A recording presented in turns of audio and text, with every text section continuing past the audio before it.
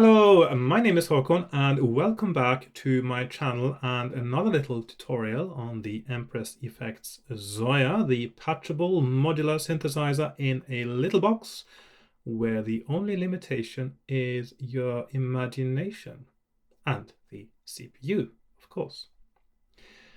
Earlier, I made a tutorial as an answer to a question about how to create radio buttons with Stompswitches. Basically, a radio button means that you have a set of buttons where when you press one of them, that is the only one selected and automatically anything else in the set will be deselected. So with the basic version of that, you get 3 radio buttons, which can have 3 different functions in a patch. But when I was making that, I thought you can make this more advanced. You can do at least 2 more levels of advanced with the same principle. The first level is to include pushes of more than one button. So in this one, I've got left button, middle button, right button, left and middle and right, like so. I could have done technically now I can also do left and right, but I'm thinking this is a Stompswitch patch now, and left and right button at the same time doesn't make any sense. It should all be 1 foot triggerable like this. So you can still push these 2 with 1 foot.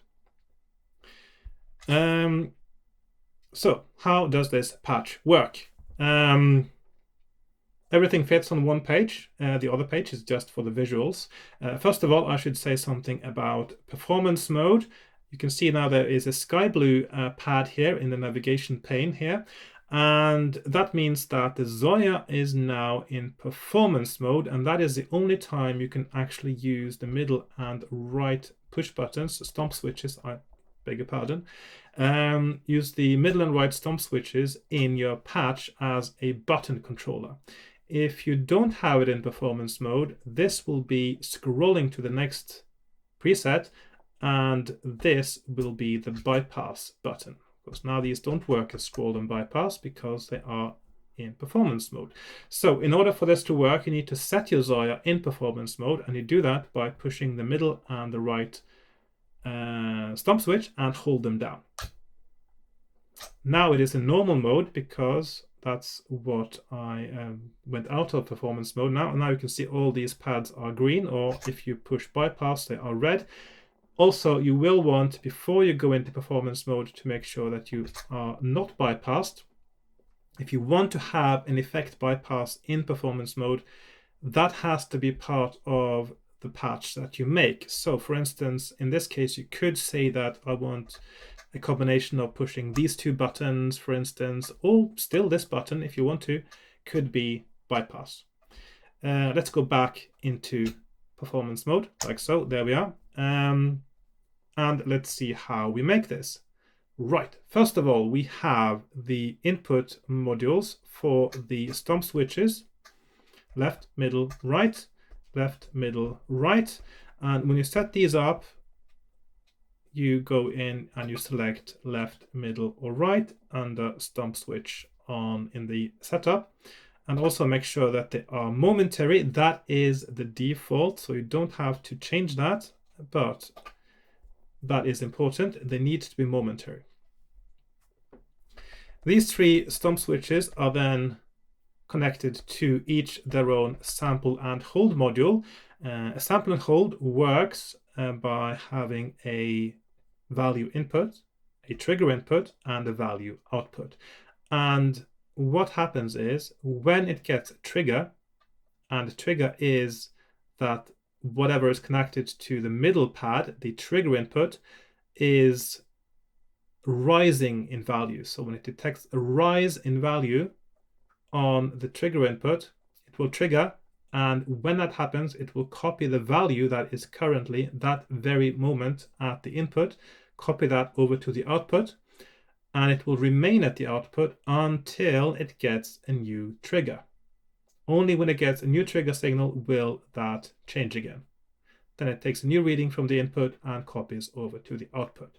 And this is one of the ways to make a momentary switch latching. But of course, it's now a complex momentary switch, combining different switches that need to be latching, which means you need a little bit more than just that. So you can see each of these stomp switches now is connected both to the value input of the sample and hold and also to the trigger input. Okay, so far so good. I hope you're with me. The three stomp switches are also connected to this module over here, and this is a slew limiter. The reason I'm using a slew limiter, I'll demonstrate that and see if I can make that happen now. When you push down these stomp switches, just look at these lights here. You see that? It flickered.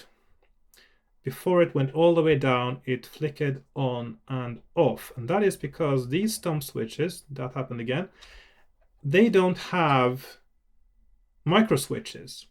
And if you have a button without a micro switch, as the buttons are connecting, they can flicker on and off very briefly.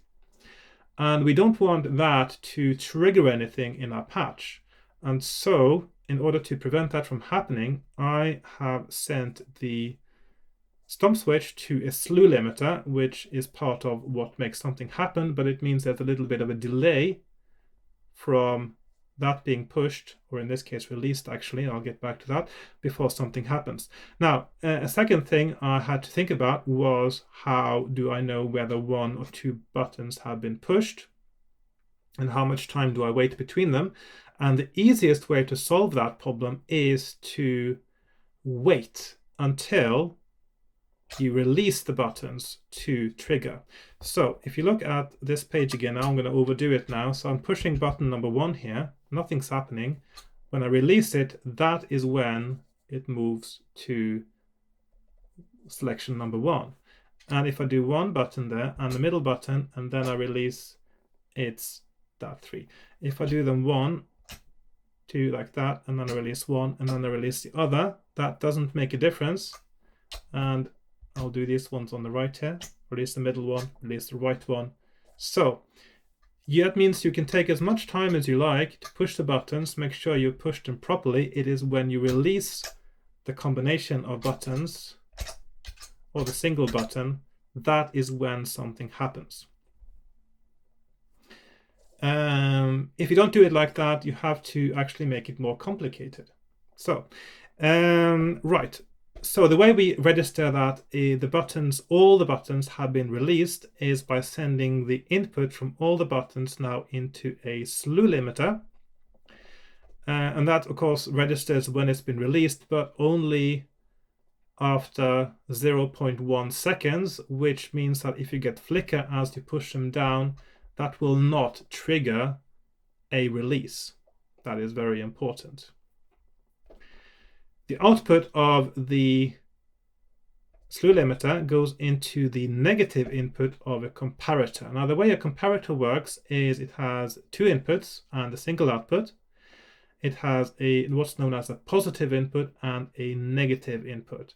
And the way it works is, as long as the positive input, the value at the positive input, is greater than the value at the negative input, it will output a value of 1.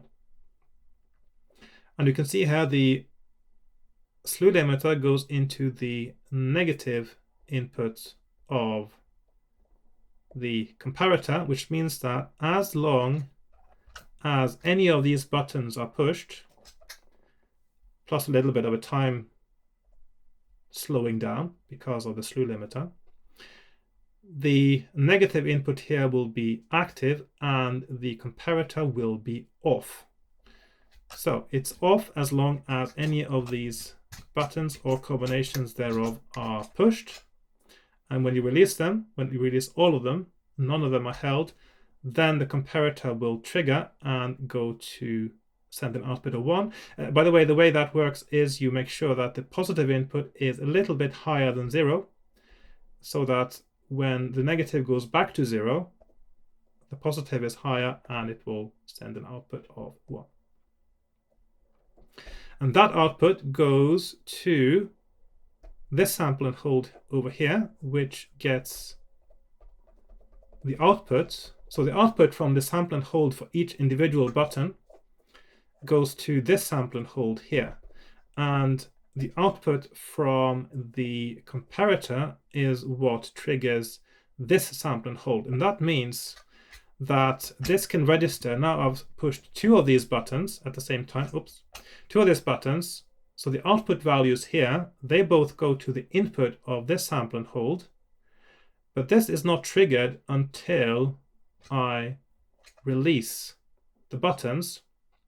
When I release the buttons, the slew limiter moves the signal down. It triggers the comparator triggers this sample and hold, and the value of the buttons that were just pushed will then be sent to the output of this sample and hold, and that is sent into a switch and a channel selector on a switch. Let's see, I'll just move that way. Okay, like so. You can see the comparator here is also going to another module, and that is the trigger input. And I'll get back to that in a moment. But first of all, let's have a look at the switch. So the switch is what controls all the different combinations now of buttons. This is an out switch, which means it has a single input and it has several outputs. It has 6 outputs. And it has a channel selector pad here as well. And the way that a switch selects a channel is by taking the value range of control values on the Zoia, which is 0 to 1, and it divides it equally between the 6 channels. If the value at the input here is 1/6 of 1, that is 0.166667, or less 0.1667, it will select channel 1. If it is from 0.1667 to 0.333, it will select channel 2, etc., all the way to 1. And the value from this sample and hold is what selects the channels. So that means that the combination of values coming from these sample and hold modules here connected to the stomp switches is what gives the out switch its channel values. And this is where we have to look at what values these stomp switches actually send into the switch. So if we look again here, the output of a switch is 1, but it is connected to the sample and hold here with a value of 16.59%. And if that sounds familiar, it is because it is just below 0.1667, which means that that value on its own sent to the slew limiter, sent to the sample and hold here, triggered by the comparator, which is triggered by the slew limiter, will send a value of 0.1667, or a little bit less than that, to the channel selector of the switch, and channel 1 will be selected when we release stomp switch number 1 after having held it. If we hold, so the next one, let's go look at the next one. The next one has a connection strength of 33.11%, which means that if I push and hold only button number 2 now and release it, that is the value that is sent to this sample and hold, and which is sent to the channel selector, and that is 0.3311, which will select channel 2. If I press both of those together, I will get a sum of, let's see, do I get it now? 0.4971, which is going to select channel 3. Of course, there are 6 channels now, so the third channel is up to 0.5, so it needs to be a little bit lower. And the third stomp switch has a value of 63.82. It just needs to be below 66.6 now. So I push this on its own and release it. It will send a value of 0.6606 to the channel selector, and it goes to channel 4. So there is, it might look like madness, but there is a method in it. And so this is the same way you, as working with a binary system, you have one with a value, you have double the value for each new switch you need to combine. And that way you get unique combinations of numbers for any combination of the switches. I hope that was clear. If you have any questions, feel free to ask. But this is exactly the same way that binary works in a computer. It's just a set of on-off switches, and with values, the first one is 0 or 1, the next one is 0 or 2, the next one is 0 or 4, the next one is 0 or 8. And when you combine them, they will create a unique number up to the maximum of, depending on how many switches you have. Same principle. Right, so there was something else I wanted to cover as well. So sample and hold, and yes, so the comparator now is sending its output to the trigger for this sample and hold. And remember now that there's a little bit of a delay as well. So, but it also sends its value to this trigger output here.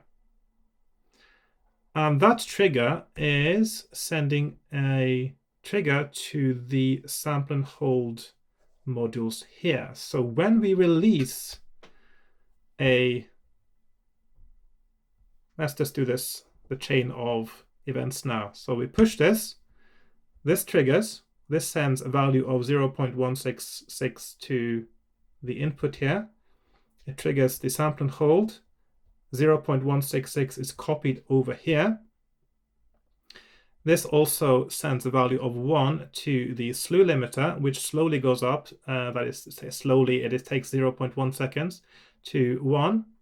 And so the output here is now high. That is sent to the comparator, which now has a 0 output.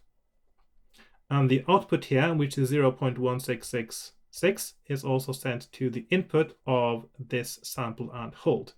When I release this, the first thing that happens is that the slew limiter here goes down again to 0 over 0.1 seconds. When it goes down to 0, the comparator is triggered. The trigger is sent to the sample and hold. It copies over the value of 0.166 to the output. That output is sent to the switch channel selector, and at the same time the comparator sends a trigger input to an input to this trigger, which sends a signal to this sample and hold here to trigger again. And of course now the button is released, so the input value is 0, and so it changes the output value here to 0. But it changes that after the value has been copied over in this sample and hold. So now the input here is 0, the output is 0.166. And that is how it works in a nutshell. So I hope that was clear. If you have any questions, of course, feel free to ask. It's quite an easy thing to set up yourself. I'm not planning to put this on patch storage because it's just a super simple patch, and it's good practice to set it up yourself if you haven't done so before.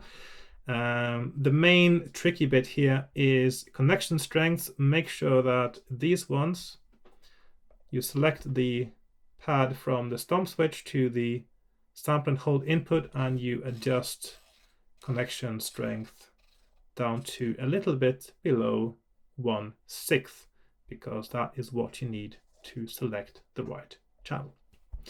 And now that you have these channels here, of course, what I've done here for the visuals is that channel 1 here is connected to these pixels, which light up when they are triggered. And then, of course, there's a set of pixels here, there, and there as well.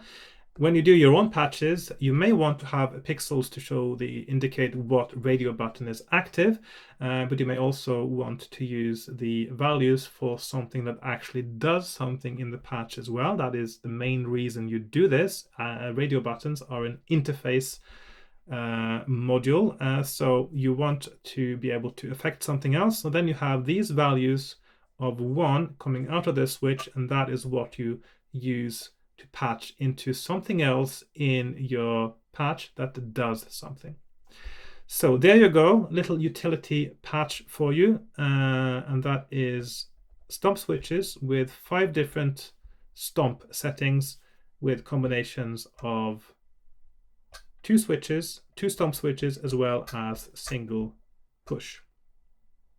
If I want to make this even more complicated, I would have to also include a time factor for how long you push them down as well, in addition to how many you push down.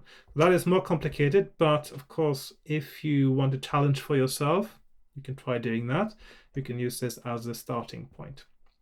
Anyway, I think that's all I wanted to show you today, and I hope you enjoyed that or found something useful about it. Even if you are not using this particular thing, maybe there was some technique that I used now in patching this that you might find useful for doing something else. And of course, you can do this instead of using stomp switches, you can use push buttons on the grid itself, in which case you don't need to clean the signal with a slew limiter, by the way, because these buttons are properly on off.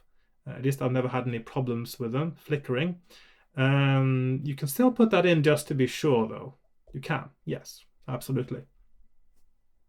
And of course, other things you can do is to do more than 3 buttons. You can do, well, how many fingers do you have? You can imagine doing 6 buttons, for instance, with a sort of a tactile interface like that. And you can do combinations of 6 buttons. Lots of fun possibilities. Anyway, I hope you enjoyed this video, and thanks for watching, and I hope I'll see you again in my next one. So goodbye for now.